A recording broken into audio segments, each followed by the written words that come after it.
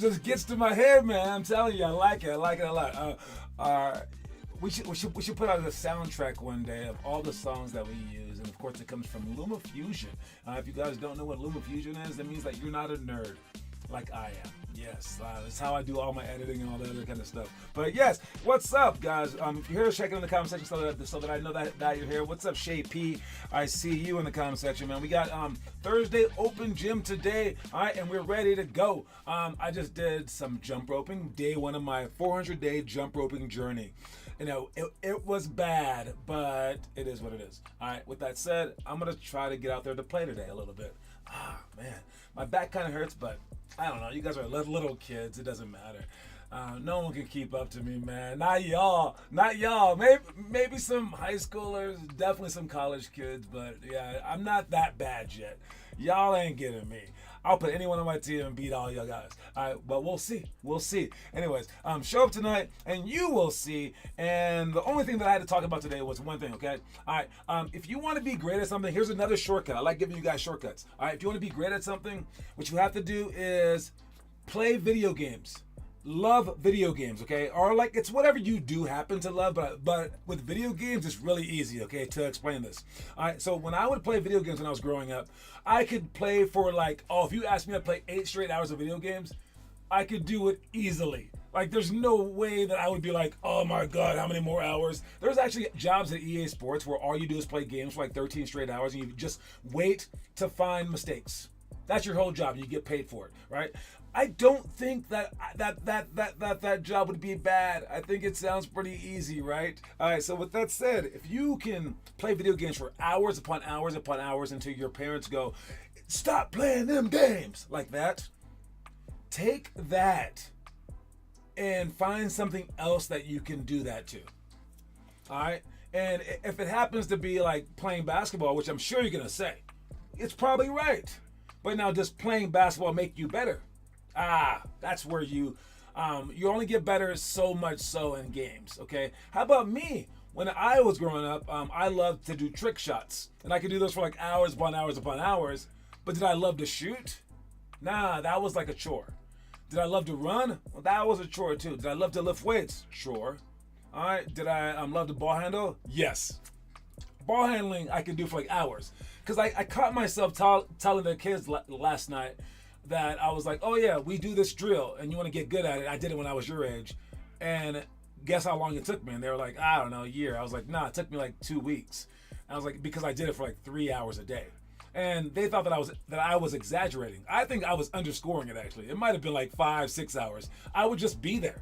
And it was like playing a video game to me. Now, our video games were worse than yours, so I chose that instead of video games. But I could like literally just sit there all day long. I didn't have any friends or anything like that, so I just played with this basketball over and over and over again. And like, you know, someone would be like, oh crap, the sun's gone down. I better stop. It's time to go eat. All right? And it was like I could get lost in time. So if you can't get lost in time doing something, you're not going to be great at it. So if that's not you, like shooting 1,000 jump shots, or like if you're like, well, I can be outside shooting, but I just can't go hard. Well, then you're not going to be a good basketball player. You're going to be good at like shooting set shots with like no one on you and like you're just like comfortable. No, you got to be uncomfortable. If you want to be a great workout person to be a great game person, you're going to have to work out like you do like you play in the games. All right, and you have to do that nonstop. That for 4 hours without like being able to like, you know, figure out that it's been that long. And if all you do is shoot, well then you're only going to be a shooter.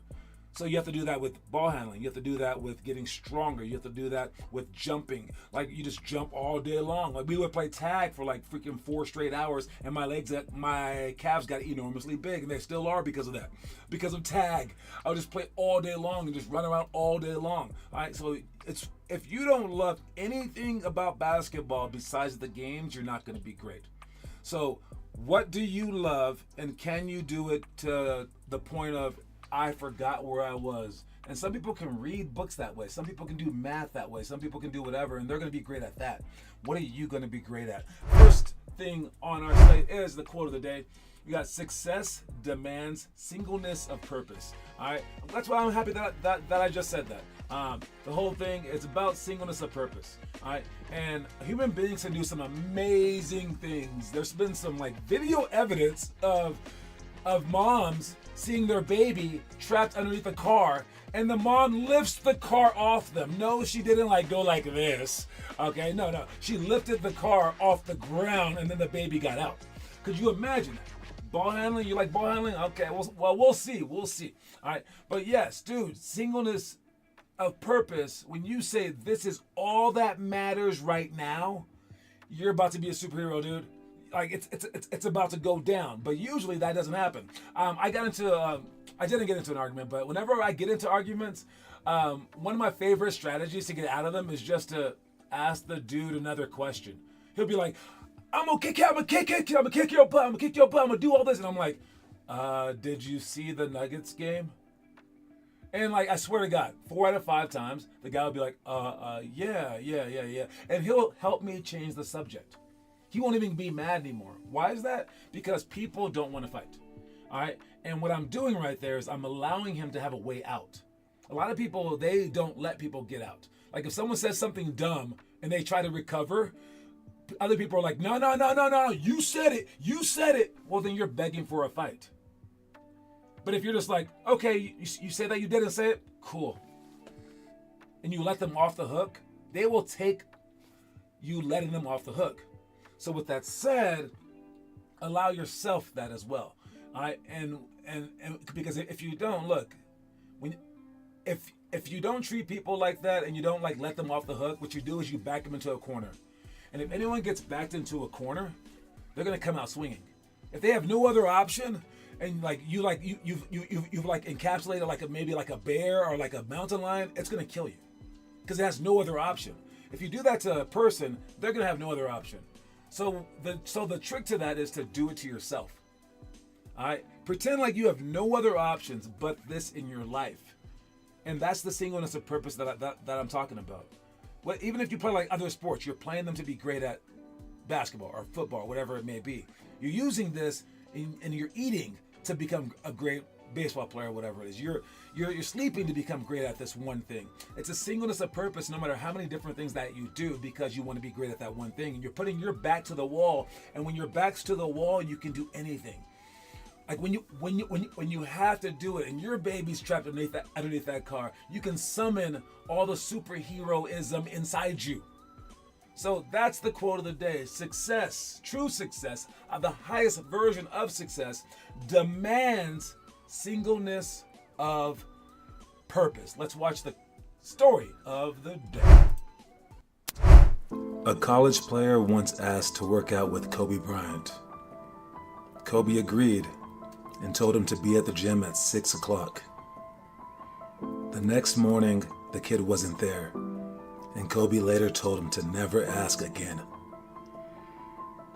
The kid said he figured he meant 6 p.m., and Kobe replied, "Why would I work out then? Everyone works out then. I work when no one else is willing to."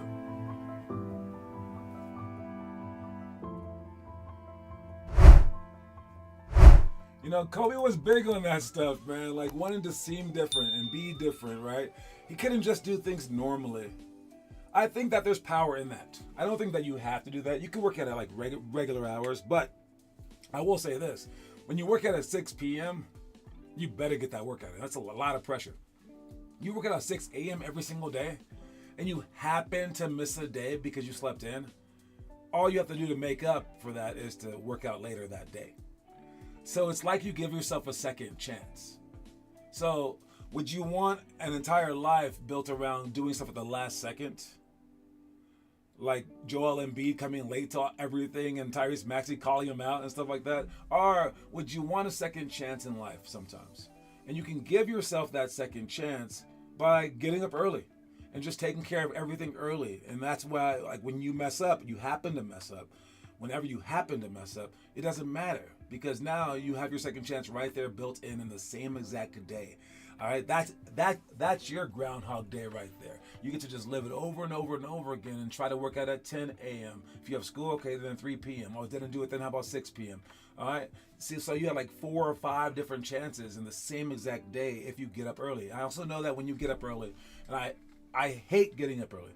All right, I'll do it for the boot camps, but I also did it in college. When we do it, man, oh man, it sucks. Then we get there, it still sucks. Then we run, oh, it still sucks more. And then all of a sudden, it's over, and we all go out to breakfast at the cafeteria on campus, and we're wide awake. And nothing feels greater than that. We've already worked out for the day. We have our entire day in front of us. We know that we've put in work. Our muscles are gonna be thanking us later. I mean, there's no greater feeling than just getting it out of the way, and it takes discipline to do that. And so much discipline that I would tell the kids on my team, or the men, whatever they were. I would be like, guys, during big games, I'd be like, there's no way that we woke up all those mornings and did all that work for nothing. And it empowered me. It empowered us. It was like, no, you're not just going to take this ball from us. You're not going to take this game from us. I worked way too hard for this. All right. It's the difference between finding a sandcastle on the beach and building a sandcastle yourself. If you find the sandcastle and you kick it over or fall down on it, it's funny. Someone else knocks it over, you're like, you shouldn't have done that, whatever. But if you build it yourself and someone knocks it over, you're like, oh, you trying to die today? Yeah. All right. Or if you build your own house and it burns down, that's a lot different than a house that was built for you burning down. So you have to build your own house. And that's what life's all about right there, is what I think, okay? So make sure that you guys are taking that lesson to the bank and working your hardest for that. Did you guys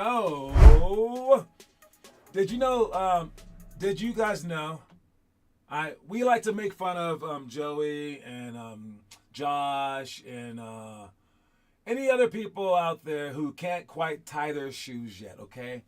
But what about NBA players? Did you guys know that NBA players, that they can't tie their shoes either? Here comes De'Aaron, fast as the fox. Shoe falls off, puts the shoe back on, and then finishes the play. I mean, that's pretty amazing. Now he's talking about it here, and he's like, I just thought about putting the shoe back on. I want to bring up a couple of things about this, okay?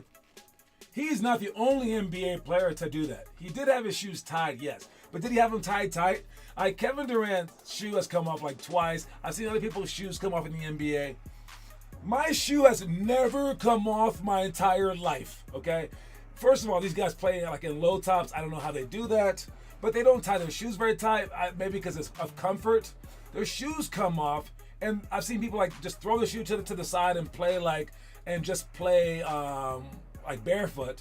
All right, what's up, Teo? But dude, if you can take off your shoe and put back on your shoe, you aren't taking care of your feet. You might as well not have that thing on there. I mean, there's no way that that's tied well enough.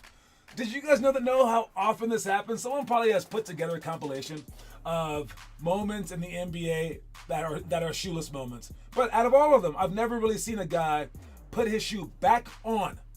He stole the ball, put his shoe back on, and then still beat the guy down the court. That's one fast fox. I'll tell you that right now. All right, the work that we're doing for today, we got the open gym and also our team training. Okay, so we're not just gonna play, but we got knockout. If you guys don't know the game knockout, you haven't lived. It's the one little kid game that we all do, right? There's 2 forms of knockouts. I don't know if you guys know this. There's the knockout where there's 2 balls and you shoot. Someone behind you has to make the shot before you do to get you out, etc. All right, but then the other knockout was what we did. Maybe I went to a bad school. I probably did. But basically, it was this. All right, you shot the ball. You're going to 21 still, but whoever gets the rebound has to check it up, and they get to pick someone to go one-on-one against. And it's all cool because there's 10 people on the court, and everyone else is inside the key. No one else can leave the key except for who you check it up to. That's one-on-one. You go one-on-one with that person. If you get inside the key, everyone can guard you.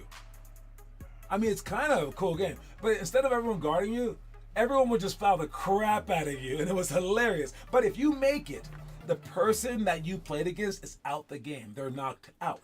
All right, and that's how we played knockout, like in 7th and 8th grade. So I don't know. We're not gonna do that one. We're gonna do the one that I just described before. From the 3-point line, no one plays from the free throw line. Stop that crap. All right. Anyways, we also have 3-on-3 tangent. All right, that's running a play and then playing off of that. We're just gonna do both these for just 5 minutes. All right, 3-on-3 tangent is when we come in and let me show you, I suppose, strategy. All right. Where we go like this, let me get this thing out the way. All right, we have 2 screeners right here, and we have the ball person coming off. All right, you come off this screen, dribbling, step in, and then step out. These guys split, and then back pick. From there, it's alive.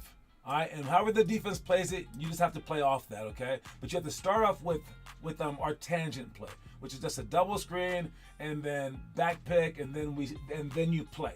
So that's how we're starting off the game, or the day playing 3-on-3. All right. As for the rest of the stuff, all the team stuff, we got Manu Ginobili layup, which is the sneaky layup on how you guys can score on all those big guys on the opposite side of the hoop. I hand off to 2 shots. That's practicing our dribble handoff. Offensive free throw rebounds. It's how we can possibly trick them into getting us the offensive rebound. And I have some tricks. I got some tricks. I'm a good rebounder. I'm telling you, man. We got a little cross screen action. We got a fake spin. We got a real spin. We got going over them and pushing them hard. There's many different techniques to get an offensive rebound for a rebound. And know that before. Oh man, the defensive side for free throw is actually too low, and they did raise it up, but it's still, they are at a disadvantage. If you're really going for rebounds, you should get the majority of the rebounds, which is weird. All right, and then we also have side and right. Side and right. Side is our backdoor play. Right is when we pass the ball to the top of the key, and then we go backdoor. All right, and then 0 to 3 seconds down by 3 with free throws. We're going to talk about, and then we're going to do 5-on-6 press break. All right, and then after that, we just play. All right, so hopefully we can play for like about 30 to 45 minutes, maybe a whole hour, all right, if we get through this stuff. So try to understand stuff, try to get it there as fast as you possibly can so we can get things going. And speaking of going, we got, what is this? Oh, it's our highlight for the day, all right? Not that highlight. Not that highlight. I think it's this one right here. All right, so look at this real quick. All right, here's our highlight of Jason Tatum. Jason Tatum hitting a last-second shot. Watch this thing. And right before he left, this dude traveled. Did you guys see this? Like, jab, and then he traveled like worse than our like little second graders do. Jab, bop, bop, boop, bop, boop, bop. Of course you're going to get by someone if you're allowed to take 5 freaking steps. What is that? What is that? And it's such a crucial time in the game, too. Well, you know what? The NBA addressed it, and they said, Jason Tatum did travel. We apologize. Jason Tatum traveled during hitting his game-winning shot. We're sorry. Is that good enough for you guys? What do you guys feel about that? And then the very next day, Julius Randle did the same thing, but I don't think it was an offensive foul, but the guy kind of like flopped back, and then he steps back and travels, and it's a game-winning shot. All right, you want to see that one? It's right here. Great decision by Joe Ingles to wait till Julius cleared. Yeah, right here. Great decision by Joe Ingles to wait till Julius cleared. Josh Okogie tried to flop. I mean, it's a dumb flop, but dude, it's an even dumber travel. What do you guys think about the NBA just going, sorry about that, we totally missed that call? I do like the transparency. I do like the fact that they're like, hey, we got it wrong. That's cool. But it doesn't bring back the win. Oh, man. It kind of just adds to like the pain of it all. But yeah, it's crazy, man. Like, if you can travel, you can get away with murder. But you guys do travel like that. And I think it's like when you guys are nervous. And then I'll say something about it, and you guys will like complain and be like, I didn't travel. And I'm like, what the hell are you talking about? Speaking of that, let's look at the trivia question of the day. Trivia question today. Oh, I covered it up. I don't know if you saw it. But we got Vaughn winning 3-1. Good luck to anyone out there. The trivia question today is, if the question is the NBA, who's the answer? If the question is the NBA, who's the answer? I know Kieran doesn't watch the show anymore, but he would answer this question so fast. Because we're lucky he's not here. He just needs to know something about basketball, guys. Y'all need to know about the game in order to be great about the game. And if you can't be great about the game, you ain't about the name. That way, I don't know if that made sense, but you know what I mean. All right. If the question is the NBA, who's the answer? You haven't till the end of the show to answer the question. That's the answer right there. The answer is AI. All right. AI, not artificial intelligence. No. The answer is Allen Iverson. Allen Iverson, the answer is his nickname. Great job. I like that he put AI and then just to be sure he spelled out Allen Iverson. Awesome job. You just got a point. Teo, nice job, buddy. All right, and I will see you after these messages because I love this commercial so much. We will get more commercials soon, but in January I will be reaching out to other businesses. But until then, just appreciate you some Declan, okay? My bad, y'all. Water break! Something know about Mendoza, sewer, and water. That's better. Good job, Declan. Good job, baby. All right, next thing we have a conspiracy theory. All right, this guy right here, De'Aaron Fox, we talked about him earlier. They asked him what he thought about the new mascot. I don't think I can play all the answer, but I'll play you some of it. I'm pretty sure he says some bad words about it. But their new mascot, it looks like a big basketball. I guess I don't know. Let's look at it. I know fans they released a new mascot. I know it's not really important to you guys, but you released a new mascot for when you do the City Edition show too. You guys see it? You see that thing? That's their new mascot. It was like a lion before or something like that, but this is their new mascot. Oh, I say I'm not. For the jerseys, we got a new mascot? We got a new mascot just for the jersey. Oh, what the fuck is that? Meet Roy Al. His name is Roy Al. Roy Al. Yeah. He looks like he'd work at a Fast food restaurant. He did not like it. He did not like this mascot at all. But I put it in the conspiracy theory because, guys, that game, he scored 60-something points. Then the next game, he scores 49 points. He had the most points in back-to-back games since, like, Kobe. I think he better unthink his thoughts about this mascot. And it brings up the question, what do you do when the superstition is working in your favor? All right? My coach in college was a big superstition guy. If we ate chicken parmesan one time before the game as a team and we beat some good team, we ate chicken parmesan before every game for 4 years after that. Yeah. All right. What's even crazier is this. All right. We would stand in a circle and pray before the games. Okay. It was a Catholic school, so we held hands and we prayed. All right, and they took turns on who prayed before every game. Okay, it got to my turn one time. Now, I'm a decent speaker, even though I stutter, but my dad, he's a pastor, okay? So when it came down to me praying, I killed it. I was like, yeah, Lord, that's what we doing, like that, right? I murdered it, but we won that game, and we won well. I had to pray. There was no more turn taking. I had to pray before every single thing that we ever did. And then they were like, go ahead, John. I was like, what? Again? Oh my God. Oh my goodness. Oh my goodness. All right. And it was just like a prayer every single time. So much so.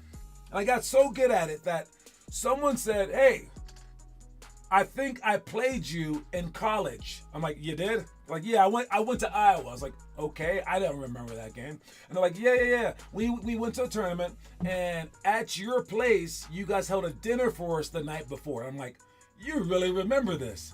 And they're like, yeah, and you gave the prayer. That was one hell of a prayer. I was like, wow. This dude, 10 years later, didn't remember me for my game, but remembered me for my prayer. So, dude, heads up for superstitions. All right, this mascot can never go away now because De'Aaron Fox is on a terror. He is going off every single game ever since this moment when he dogged the mascot. What would you do? Are you posting homework?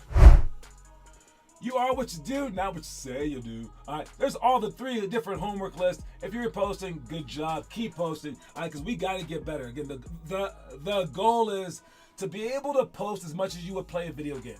If you can play a video game for 4 hours, you should be able to do basketball for 4 hours. But you can't because you don't love basketball as much as you love video games, or maybe it's not as easy as it is for you, right? Post it all. Post all of it on here. All right, show the world how amazing you are. Hey, and if you post it well enough, I promise you, I'm sending that thing out to every single coach on the planet to get you playing basketball at the college level. All right, show them your journey. Even if you're afraid of how bad you suck right now, show them your journey, please.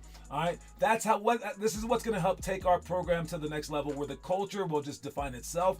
You guys won't have to worry about empty gyms. Everyone will be pushing you to a higher extent. We'll be able to buy our own gym. All right, let me build through this. This is your way to work. This is your way to make things better and better and better for all of us. So do it.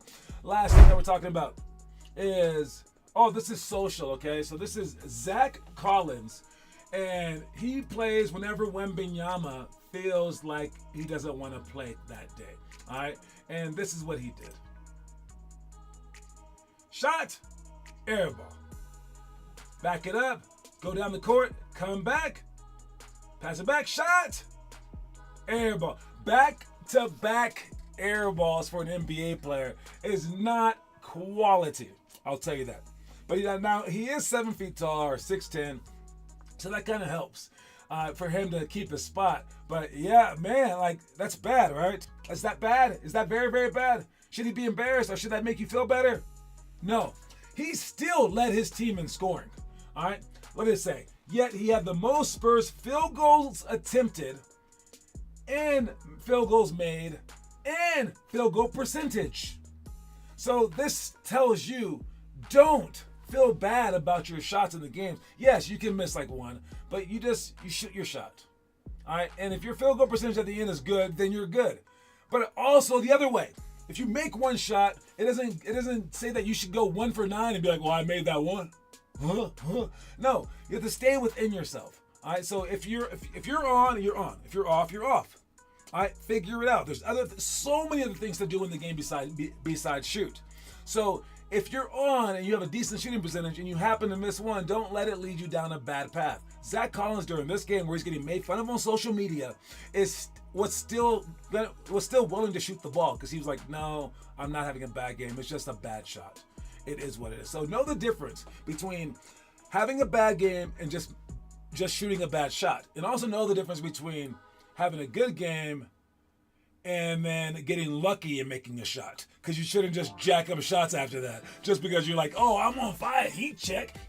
Calm down, dude. We don't need no heat check by somebody who's notoriously going 1 for 10. Okay? You got that? Anyways, I'll see you guys tonight. Don't forget that quote of the day is success demands singleness of purpose. Now, whoever comes to the open gym tonight, you're about to get singleness of purpose out by John Sanders, okay? I know you guys are young, but you're gonna get your butt kicked. It's what I'm gonna do, so heads up. I just need to get back in shape, all right? And because I wanna beat JJ at basketball, 1-on-1. And I challenged him. He's been ducking me since, but I'm gonna make him pay for ducking me, all right? I'm about to beat his butt. All right, we're gonna see what's up, but I need to practice against someone before. All right. So I don't want to have a Mike Tyson moment where he kicks my butt and I'm too old. So that's not gonna happen. So I'm coming after you guys tonight. Heads up, please. I'll see y'all then, man. Peace.